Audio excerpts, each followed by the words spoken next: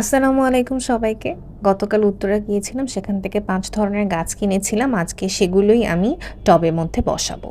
আম্মু আমাকে শিখিয়ে দিবে কিভাবে করতে হবে। তো আম্মুই ১ম এ পুদিনার গাছটাকে টবে বসাচ্ছে। আম্মুর থেকেই আমি শিখবো, কারণ আমি কখনোই এটা করিনি আগে। আম্মু আগে থেকেই টবে মাটি বসিয়ে রেখেছিল এবং মাটি তৈরি করে রেখেছিল, এজন্য বেশি কষ্ট হয়নি। এটা এমন একটা ফুল যেটা বছরে মাত্র একবার ফুটে এবং কালারটা অসাধারণ। এটা হচ্ছে জবা গাছ, এটা টবে বসাচ্ছি আমি। এটা আমি নিজেই করছি। এটা হচ্ছে মরিচ গাছ। মরিচের কালারগুলো কি সুন্দর, তাই না? কাটতে হবে না। এখন এটাও বসানোর চেষ্টা করছি। আম্মু আগে থেকেই মাটি তৈরি করে রেখেছিল বলে আর কোনো কষ্টই হয়নি। আমি খালি আরেকটা টব থেকে মাটিগুলো সাইড দিয়ে দিয়ে দিচ্ছিলাম এবং চেপে চেপে সেটাকে বসিয়ে দিচ্ছিলাম। এই যে মাটি সরাচ্ছি আমি।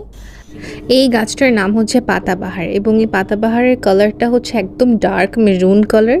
দেখা মাত্রই বুঝে গিয়েছিলাম এটা আমাকে নিতে হবে। এই ছিল আজকে চারা রোপণের পর্ব।